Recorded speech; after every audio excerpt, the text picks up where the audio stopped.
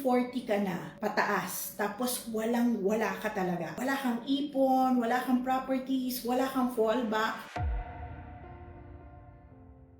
Huwag niyo po isaalang-alang sa swerte lang ang period 9 niyo kasi napakahirap. So please try to get the amulet. Okay? Kailangan niyo po yan kasi mahirap ang labanan po sa period 9. Alam niyo po sa period 9, ang mga bata, mau-overtake ang mga matatanda. Marami pong bata ang madali para sa kanila ang yumaman. No? Imaginein mo, mas marami ang bata kaysa sa matanda. When the world actually changes, tapos yung mga bata na ang nagro-rule, kawawa tayo na may mga edad na, lalo na kung wala tayong naipon. Okay kung ang mga anak nyo ay mababait, pero kung ang mga anak mo ay napaka-selfish, napaka-self-centered, hindi mo talaga maaasahan.